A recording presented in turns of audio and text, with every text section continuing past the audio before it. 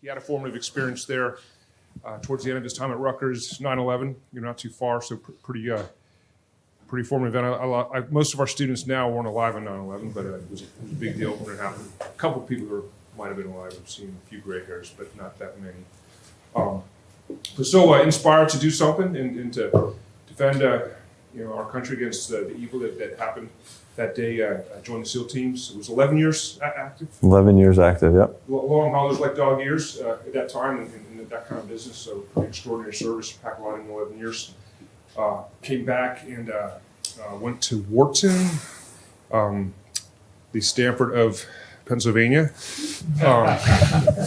But got his MBA there. Went into VC, Vista, right? Vista, yeah. Spent some time there, but when you have that call to serve that Dino clearly does and demonstrated when he volunteered to go to the SEALs at a time of war, to say, hey, wasn't quite maybe scratching that itch. So started this amazing company called Saronic, and in just less than 2 years, I think 20 months now, you hit your 100th employee just recently. That's right. The epitome of hitting product market fit, and he's really killing it and doing great things for America and everyone who supports him. And you're going to hear more of that story today. But Dino, thanks for joining us. Thank you for having me.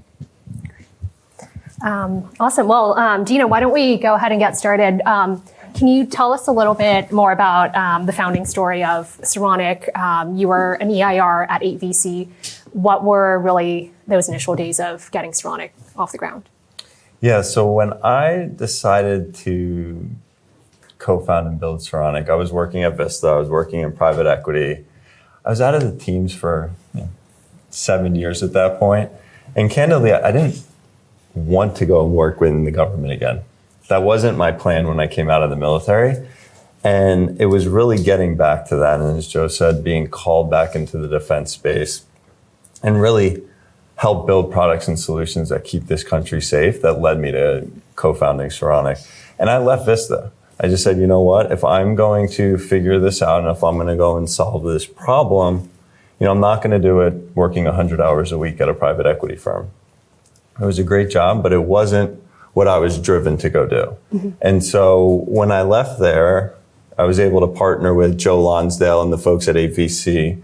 They're a phenomenal venture capital firm, but more importantly, Joe was one of the co-founders of Palantir. Mm-hmm. And so very experienced in investing in defense tech, also invested in companies like Anduril and SpaceX, mm-hmm. and passionate about building the best products and solutions and getting them into the hands of the warfighters as fast as possible.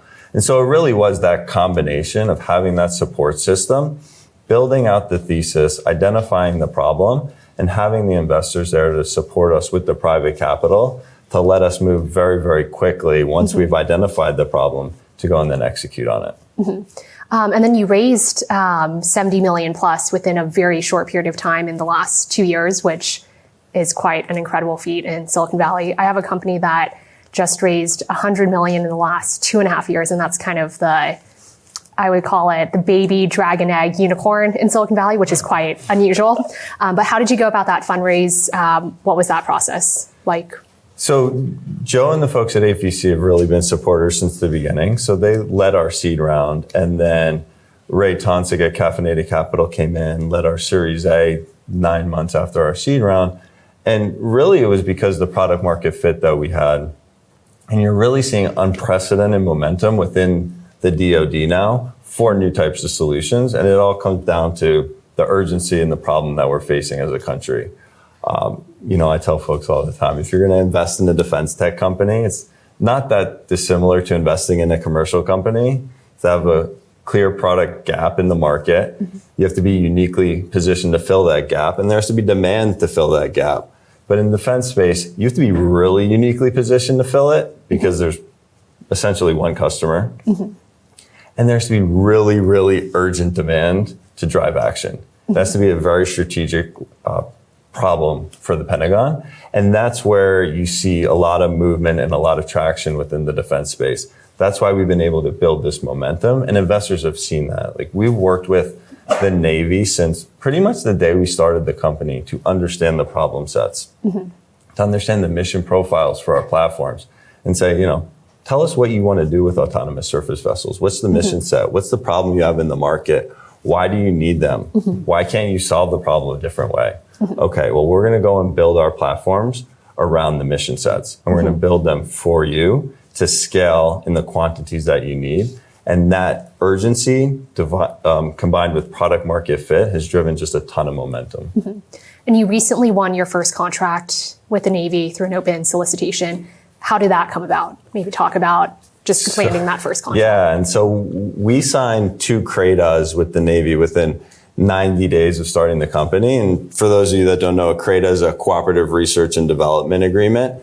It basically lets you partner with the Navy. They're unpaid contracts. So we just said, we want to work with the Navy. We want to understand the problems and the mission sets at a very granular level. How do we get in there and understand that? No.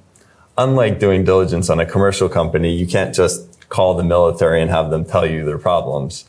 You have to be under contract in some sort of way. So we were able to get under CRADAs, which one spoke to the urgency and the problem that we were solving, because if there were other solutions or it wasn't an urgent problem, it's not something they would see as necessary to go do.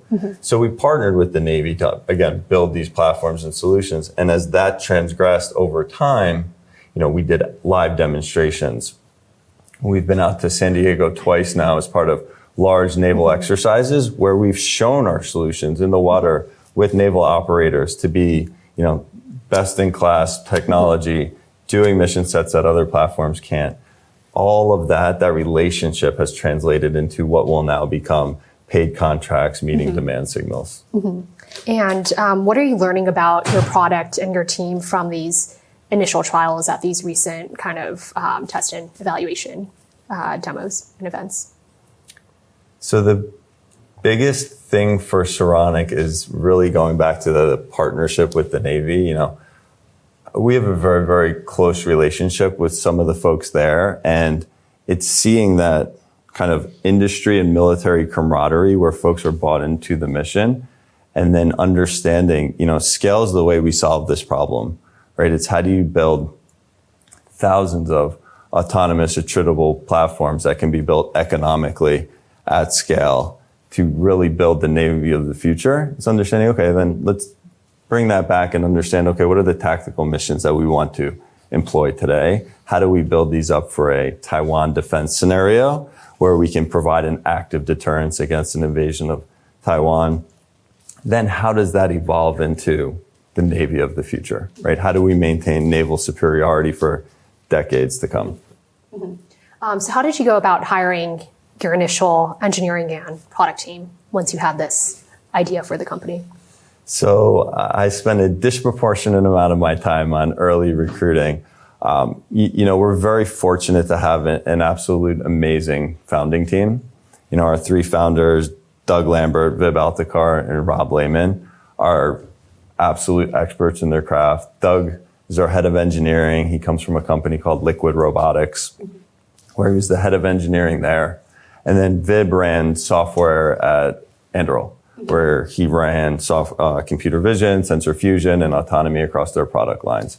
And Rob's our chief commercial officer, where he was in the Marines for 5 years and was at large primes, and then ran a consulting business that helps businesses contract with government. So just understands it from the inside and out. Once we had that core talent, talent attracts talent. And it was a lot of my time, candidly, on LinkedIn, searching for folks and seeing if they would get on the phone and hear the story of what we wanted to accomplish and why. And as folks heard the story and heard the investors that we had supporting us and heard about the founding team and the mission that we were on, they really were drawn to it. And that first core 20 then attracted the next 20. And it just started to snowball, where, as Joe mentioned, we have over 100 now, which is pretty incredible 20 months in. Yeah, 20 months in. Wow. Maybe you could talk a little bit about the early lobbying efforts as well, and as you were kind of thinking about building out that team as well. That's a fun story. Yeah. So one of the things you have to do in the defense space is really build out that lobbying effort, that government relations effort very early on. It's not enough to just go and build the best products and solutions. You really got to build those best relationships. Rob understood that ecosystem very well. And so I don't know if it was a day, but maybe a week after we started the company, we were literally on Capitol Hill. And I'll never forget, our seed deck had a picture of an electric surfboard with a quadcopter on top of it. And I was walking around Capitol Hill telling congressmen and senators, we're going to change the Navy with this electric surfboard that you see right here. It is an attritable autonomous platform that can be made economically at scale. And this was before you had built This product. was before we had to build this is before we designed the first product. So we did our first design in partnership with the Navy in January of 2023. So this design was something, I'd come up with and was really the foundation for the company. But I built an electric surfboard out of a gun case and did all of the engineering in my garage, and then had some artists render it to make it look like an actual product. And then that was the genesis of Saronic. Then we had very talented engineers come and design the actual things that could carry. Make it look a little nicer. Well, it turns out that an electric surfboard can't really carry that much weight, and the military cares about how much it can carry and how far it can go. So we built around, goes back to understanding the problem set. How do you build to the specs and the mission? Yeah. But lobbying early on, within a weekend, was within a week, yeah. And it's been critical. And it's one of those things, again, similar to investors. These are long-term relationships that you're investing in and support that's going to help you for years to come. I mean, a number of congressmen and senators have now come to visit our office in Austin. They've made the trip from DC because of the relationships we built with them and their staff and the support they have for our company. They want to continue to be supportive. And ultimately, that's how we're going to get more money allocated to Saronic to go and build even better products for the government. Yeah. So we've seen a lot of success with unmanned maritime vessels in the Ukrainian conflict. What is Saronic learning from these lessons as you continue to build out your platforms? So we're obviously staying very close to kind of everything that's happening over there. I'd say the most important lesson we've learned is just seeing the effectiveness of small unmanned surface vessels play out real time against a much larger fleet. I mean, the Ukrainians don't even have a navy, and they've practically immobilized the Russian fleet in the Black Sea. And so that is very, very telling for the capabilities of these types of solutions. And then you learn tactics and how they're employed. And, it's always going to be a game of offensive versus defensive countermeasures and how you continuously evolve on the battlefield. What are some of your biggest priorities right now as a founder and CEO? So we are focused on scaling manufacturing. So that is where, again, going back to how do you change the maritime battlefield? It's really through hundreds and thousands of small attritable systems. And it's not just surface vessels, it's aerial drones, it's subsea drones, and it's how do you make them all work together? We're focused on scaling our manufacturing to get to that initial ramp of hundreds, and we're doing that over the next 12 months. And we're also focused on building it in a very open way so that you can work collectively with those aerial drones and subsea drones and integrate with the military's existing communications architecture so you can be employed in the battlefield in a real meaningful way. And where do you see Saronic, say, 5-10 years from now? At the pace that we've moved over the last 18 months, a very large defense prime. Where we want to go is we really want to focus on the Navy, and we see a lot of use cases for the platforms we're building today. So again, 3 surface vessels, 6 foot, 14 foot, and 24 foot. There's missions and use cases for larger autonomous surface vessels as well. And the way we think about shipbuilding, when we think about naval power, can all be reimagined. But then how do you get into adjacent products and think about, advanced manufacturing for munitions? And how do we spin off technologies that we're building, such as automatic target recognition or collaborative autonomy? There's a variety of ways we can go, and there needs to be, a group of new companies that come out and think about the problem from a software first approach that is then enabled by hardware versus the large primes that we have today that are very hardware first. And look, I don't think we're going to see the day where aircraft carriers and DDGs and cruisers don't exist, but it's how do we support those types of platforms? How do we extend their range capability and survivability so that we do have the most powerful military in the world for a very, very long time? So let's take a step back and talk more about working with DoD and government. You're a former Navy SEAL. We actually just hosted another former Navy SEAL and founder a few weeks ago, Brandon Singh of Shield AI here at Stanford. As you know, my husband's also a former team guy. You guys serve on the board of Navy SEAL Foundation together. The question I always have for former SOF operators that are now working on defense tech startups is, how has your opinion of DoD SOCOM changed as you're now working with government in such a different capacity? You know, if you asked me that question 6 months ago, I think my answer would have been a little bit different. However, I'm really encouraged by how fast the Navy has moved over the last, 12 or 18 months, and not just the Navy, but the entire military, to acquire new types of solutions and new types of technology. I'll use the Navy as an example because that's where we're focused on the most. Excuse me.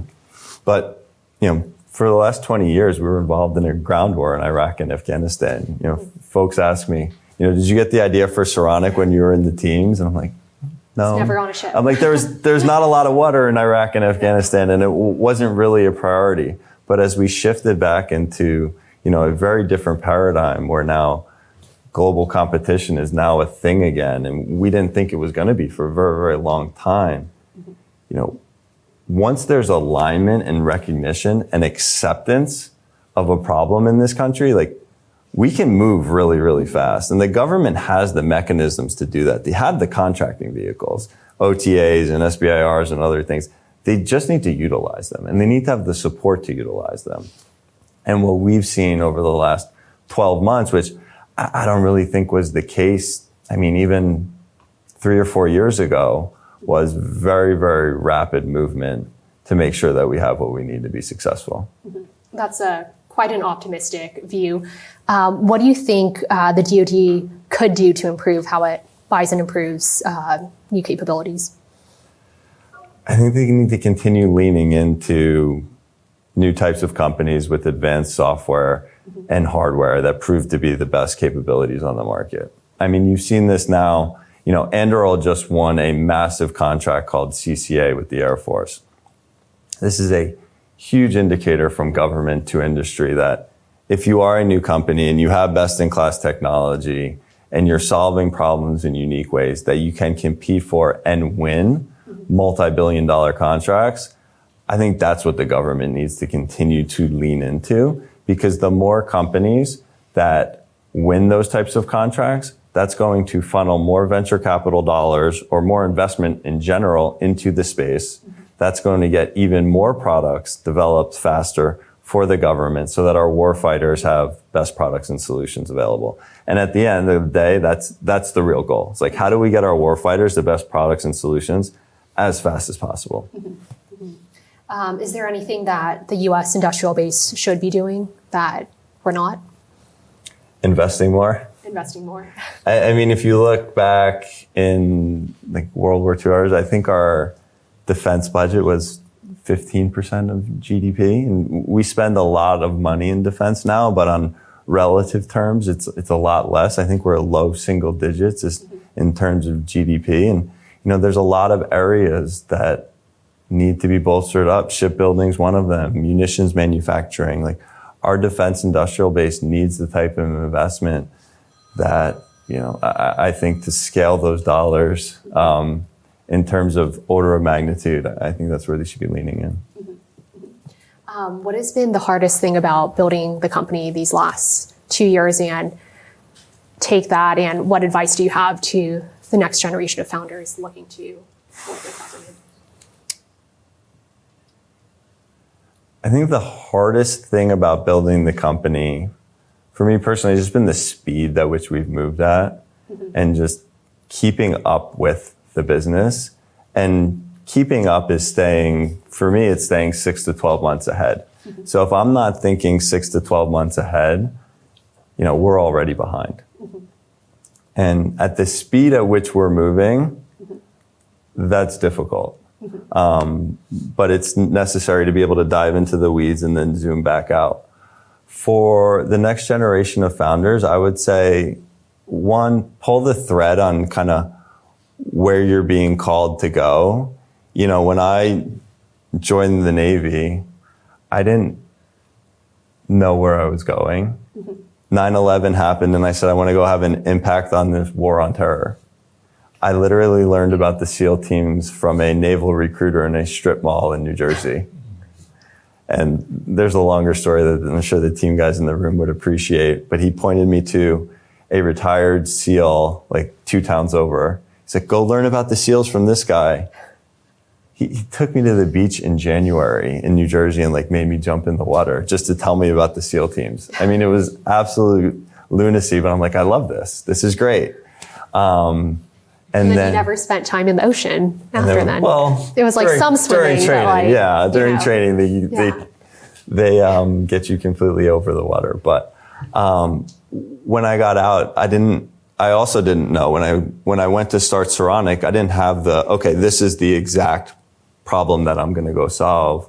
It was very much I want to have a large impact on the defense space. How do I go about doing that? When I left Vista, I didn't have investors or an EIR program lined up with AVC. I just kind of went about it on my own. And I actually went down a different path and was looking at a cybersecurity solution and was able to lay out the diligence process much like I would in investing. And so pull on those threads, understand the big impacts you want to have, and then just go ask the questions. I tell the story about going on Capitol Hill with the PowerPoint slide of an electric surfboard. I was just waiting for somebody to just tell me I'm an idiot. They're like, what are you doing? But you have to be willing to go out and put yourself out there and then hear the feedback and listen to the feedback. With the first company we went down, I listened to the feedback. I'm like, okay, well, this actually really isn't a company. Then we started building out the thesis for Saronic, started listening to that feedback again. You're like, wow, this is a really, really big problem that needs to get solved. So put yourself out there, listen to the feedback, and then once you build conviction, just send it. Send it. I heard a great quote that's, don't ask necessarily what the world needs, but ask what makes you come alive, because what the world needs is more people that have come alive. So I like that quote, so I want to share it with you all. But pull the thread, put yourself out there, and then send it once you build that conviction would be my advice. That's a great quote. Why don't we open it up for questions right now? Questions for Dino here.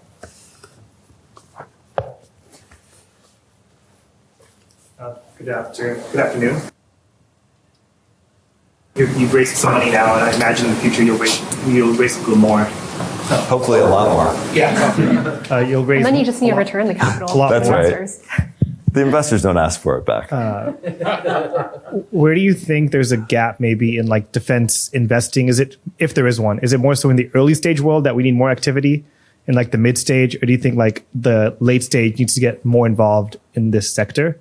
Like you have a few PE funds like AE Industrial Partners out there that have done some acquisitions like for Maxar. Yeah. Then you have like some pre-seed funds, seed stage funds maybe. But where along that journey do you think there needs to be like a double down of we need more here to kind of to ensure that this whole thing works down the road?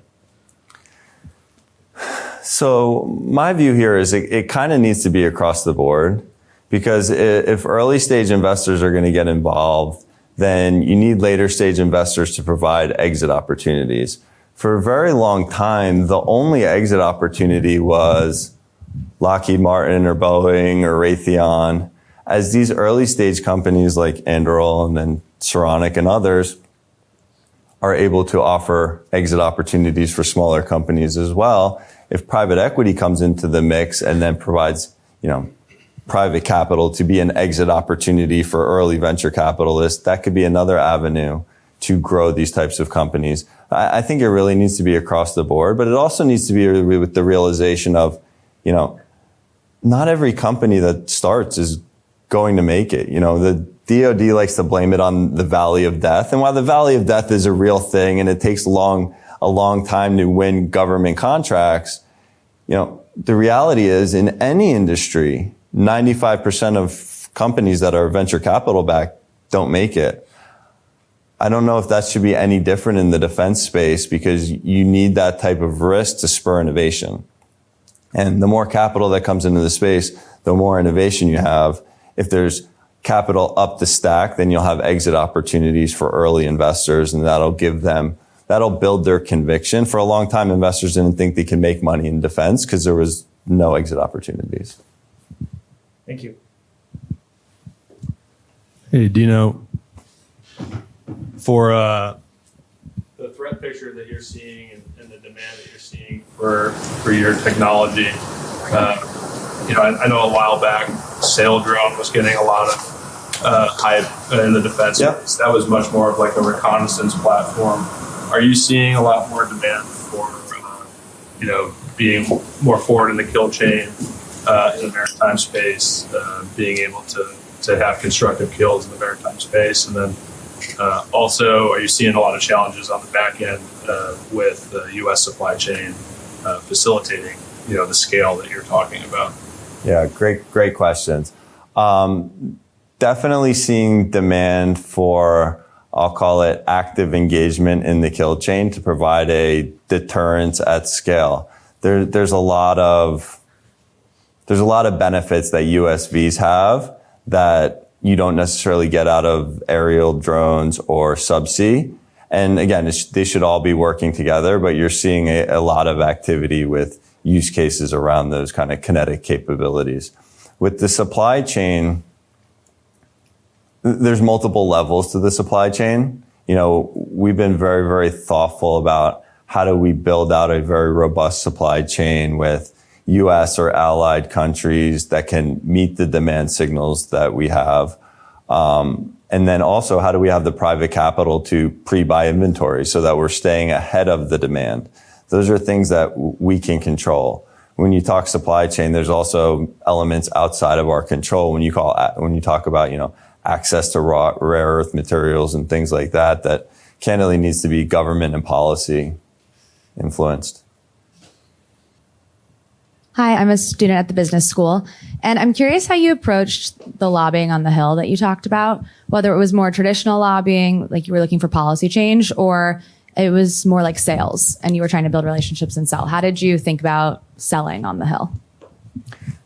So initially we were focusing on sales, just building relationships, gaining traction for our thesis, telling people not only that we have the best products and solutions and why this is going to change the Navy, but also that it'll solve strategic initiatives for four-star admirals and for congressmen and senators. Like, why do they actually care about our products?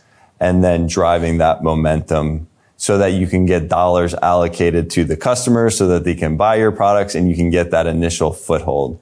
Now, as we build that out, it becomes an effort to, how do you build a large-scale program of record? How do you federate these capabilities across the entire fleet? How do you put Saronic boats on every single ship in the Navy? Because the reality is, if you do that, you just 5 to 10x the capabilities of the entire fleet. You've extended the range, capability, and survivability of every ship in the Navy, and you've done it for the cost of one destroyer per year, which takes 6 to 8 years to build anyway.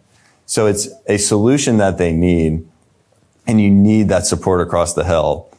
What we found is you really have to build that momentum and build those relationships over time. If we went in and just said, hey, we're going to build the next autonomous destroyer, I don't know that we'd have as much traction as we have today, but that's what we're building towards. As a brief follow-up, what did you find that they cared about most? Like, what was the thing that when you got in the door and talked to them, they really cared about? The deterrence to China. 100%. That is the today problem that the Navy needs to solve, is how do you solve the Taiwan defense scenario? And then once you solve that, it's how do you transition into broader military applications? Again, going back to how do we maintain the most powerful military in the world for decades to come? Thank you. Let's not let him off the hook too easy, man. Back at you. I have two questions. The first is, when starting any defense tech company, there's a question of dual use. Obviously, other people buy boats, how did you think about, other customer sets that might be quicker to buy versus like longer sales cycles with defense tech? I like to find the absolute hardest problem and then make it even harder. I'm kidding, but kind of not. The Navy historically, like if you read books about Lockheed Martin's skunk works from the 50s and 60s, they're like, don't do business with the Navy. Historically, they've just been a really bad customer. What that meant to me was, well, that's the customer that needs the most help. So we kind of went into it and said, we understand defense. That's what I'm passionate about. That's kind of how we built the company. We talked to all of our investors, all of our employees, and said really up front, like if you don't want to invest in a boat that's likely going to blow up one day, then this isn't the company to invest in. And like, that's okay, right? But we focused on defense, and we said, we kind of flipped the dual use paradigm and said, we're going to go and solve the problem for the DoD. And if we do that, then there's going to be directly applicable use cases in the commercial market where we can apply those military grade solutions. Port and harbor security is a great example, but the reverse might not be true. Yeah. Thanks. And second question is, obviously you're doing hardware and autonomy. Like autonomy by itself for small boats, you could spend all the money you've raised and really only make a dent. How do you think about capital allocation within the company in terms of building the best product versus building one that is software enabled, highly intelligent? Yeah. So we started again with what moves the needle on the battlefield, and it comes down to scale. It's like if we can't build 1,000 14-foot boats or 24-foot boats, doesn't really matter. We could go and design the coolest boat on the planet, and we can write the best software code in the world. But if you can't put all of that together in the end-to-end capability at the speed and the scale that the Navy needs it at, then it's not relevant. And so we started with scale, and then we said, okay, well, how do you get to scale in autonomous platforms? Well, it's actually controlling that whole end-to-end process. It's redesigning the hardware so it is designed to be fully autonomous and you're not reworking a legacy hardware platform. It's building the best-in-class software and autonomy, choosing the sensors, controlling every hardware software interface so that you can easily integrate with new payloads, then putting that all together in manufacturing and assembly process that's actually designed for manufacturing. Our head of manufacturing actually came out of SpaceX. He spent 10 years at SpaceX where he took the Raptor engine all the way from prototype to full-scale production. So we're rethinking. We're not thinking about building boats. We're like, how do we think about producing at a high rate autonomous platforms, and how do we do that very well? And it's controlling that whole end-to-end process. First of all, thank you so much for coming and speaking to us today. I'm curious, you mentioned being really involved in the hiring process at the beginning and allocating a lot of your time towards that, and also, being the one on the Hill lobbying. And I'm curious, what has it looked like as the company has scaled, as you've raised more capital, for you as founder and CEO to kind of step back and delegate, and in what areas are you able to let others take the lead, and where are you kind of having more direction? So I am still very involved in all of those areas. Recruiting in general is one of our highest priorities, and where I encourage the team to, look, we want to go and hire 100 people over the next 24 months, 8 months, not 24 months. By the end of the year, we want to be at 200 people plus. That's a big feat, but what we can't do is go and sacrifice on the quality of talent that's coming in the door just to hit those numbers. So I stay very actively involved in that. I stay actively involved in lobbying, but one of the main leadership tenets that I took out of the SEAL teams was, how do I support and enable my team to do the best job possible? So I tell my teams, like, I'm a tool for them. How do I enable you? How do I make you better at your job? What do you need? Do you need my time? Do you need more resources? Do you need more tools? And how do I get those for you? That's how I think about it. I take a very distributed leadership approach where the people that we have in the seats own their different work streams. If they can't own them, then it's my fault because then we don't have the right people in the seats, right? And then how do I enable those folks to run 1,000 miles an hour, and how do I support them, not hold them back?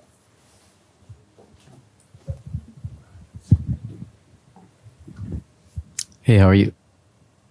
Nice to meet you. So, the acquisition process in the military is kind of notorious for taking a long time and very involved and complicated, and deters private sector from getting into it often. So it makes you think like there should be more private sector. The military is answering to the private sector, if you will, based on leadership being not military people. And yet I wonder if there is enough private sector advisors actually in the military, especially in the acquisition process. And then you say, oh, well, not you. They say, well, that will create corruption. So we should separate, not have companies running the military, right? So I guess my question to you is, what do you think about having private company, successful entrepreneurs like yourself being advisors and helping with the acquisition process? Because the fact is, most military members who have been in the service for 20, 30 years are not experts in the private sector. They're not entrepreneurs, and they don't even have that personality. Right. So you're kind of a rare breed, so to speak. So what do you think about that? No, it's a really, really good question. And, we've talked about this a lot in different groups. And we came across this problem when we started the company. It's how do you actually get access to the customer problem? And it goes back to kind of the bifurcation of the military mentality. When we were looking at starting the cybersecurity company, it was actually really easy. I can call CISOs in commercial companies and they would talk to me all day long if they wanted to. You can't do that within the military. And so how do you get new products and solutions if you can't share your problems? That's a major hurdle. So I do think we have to overcome some of these hurdles. And I completely agree. Long-term military members aren't necessarily, in some cases, not all cases, there's certainly the anomalies, right? Or the outliers. But are they the best people to be making decisions on advanced technologies in autonomy or software or other areas? I think they do need to be bolstered by people with specific domain expertise. And what that looks like, I think it'll evolve over time. Hi. We work at AI at a very deep level, and I'm interested, there's obviously been an increasing number of AI-first companies, Saronic, things like Anduril, Shield AI. And also, on the government side, we see like DARPA recently unveiled that fighter jet that was autonomous. So I'm interested to know, like in this current environment of increased interest, how do you think both the government and companies are sort of looking at integrating AI, maybe not into just applications, but also like within their own processes? How do you think they're like thinking about that? Well, I can tell you how we're using it and using it on our platforms, and it's really to be able to distribute that decision making out to the edge. Because the reality is, like in any sort of contested environment, you're not going to have like high streaming bandwidth comms back to headquarters where you're able to make real time decisions. You have to be able to adapt at the edge, and these platforms have to be smart enough to be able to federate information across the fleet. If they don't have line of sight comms or other communication methods, they have to be able to operate independently. And then the government has to put a policy in place to put these autonomous systems in the field that actually enable all of that. So those are, as we think about AI, it's really how do you enable, the human operator to, one, control hundreds and or thousands of systems. You need to use AI there. And then when a human operator doesn't actually have connectivity, how do these platforms still know what to do?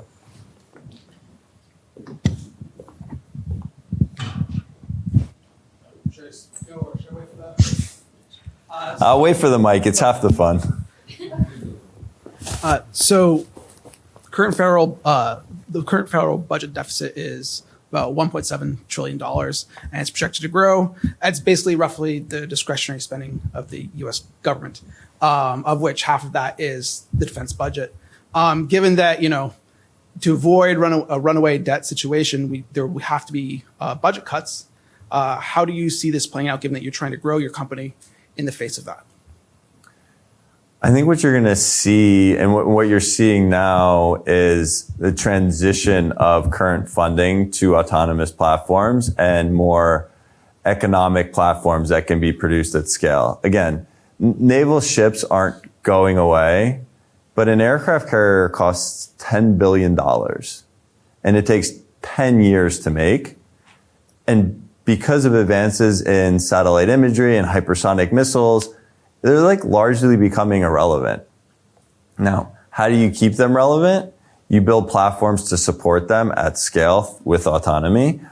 But are we going to go build, we have 11 aircraft carriers in the fleet today. Are we going to go build 11 more?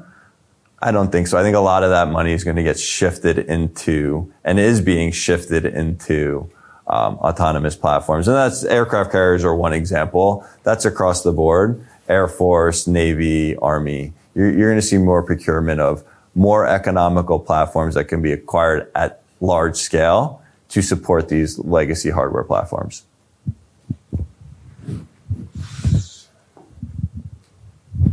Come on. Don't be scared. Okay. Save the best for last. Hi. So you mentioned that when the Navy enters Kratos, it kind of acknowledges that there is this existence of an unsolved problem that they're looking for an external solution for.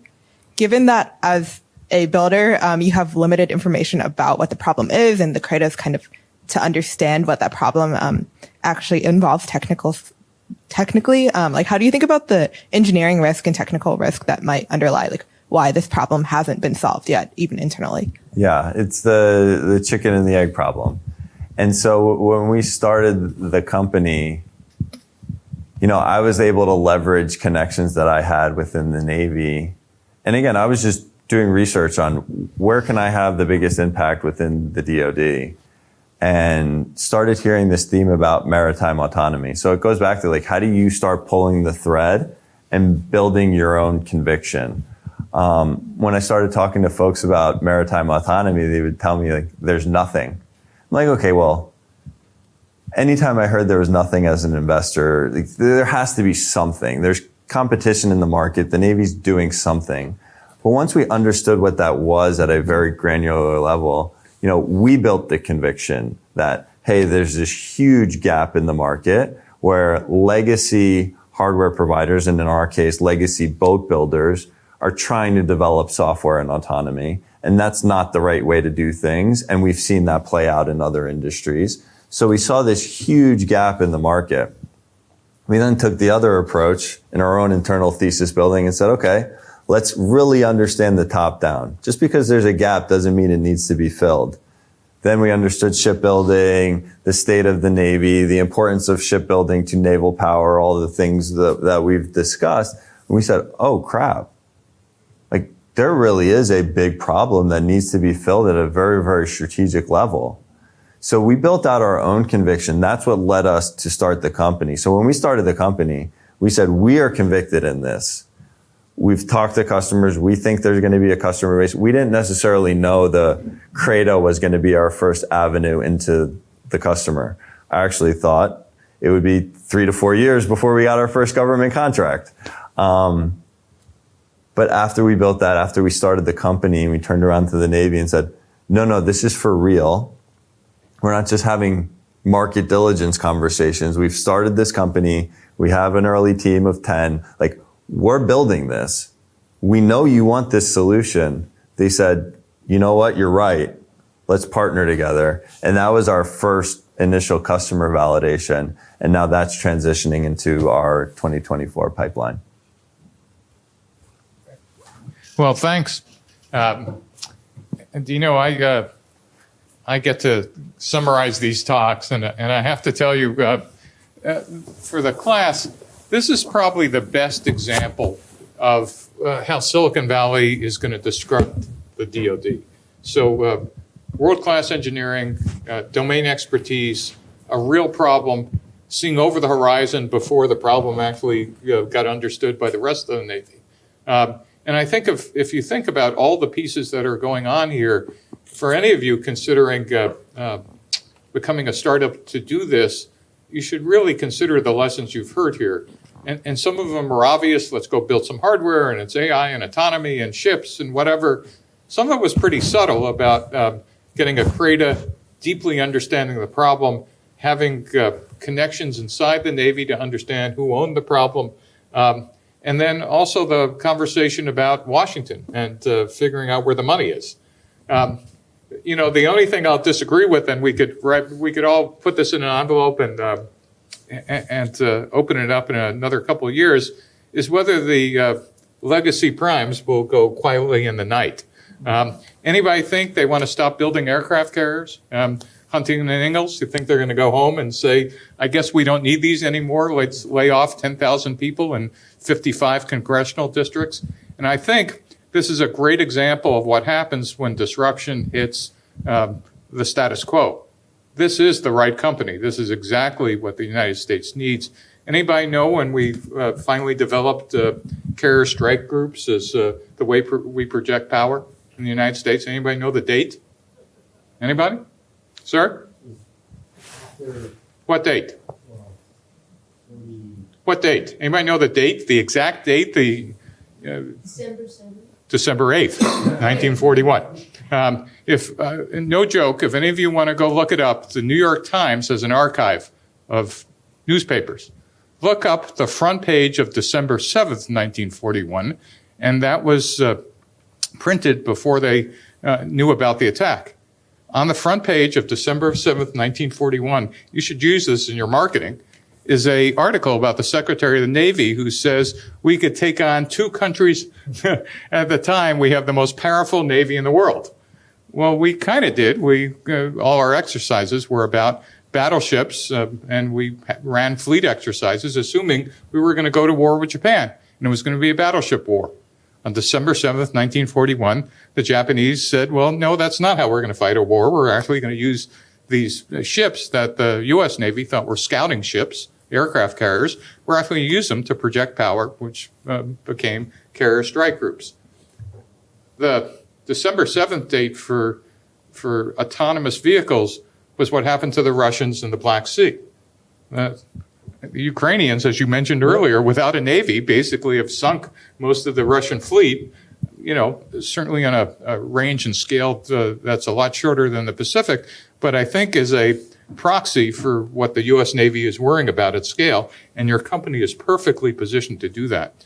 So I want you to all think about the moving parts required to build a company that I'm convinced will be the next prime, and along with the Andurils and the Palantirs and SpaceX's, right time, right people, right leadership, right whatever, and incredibly optimistic, dismissing its people who want to kill them, who I consider saboteurs with lots of interest in keeping in business as well. But I think this is just a great example for all of you considering being in this business to kind of model on.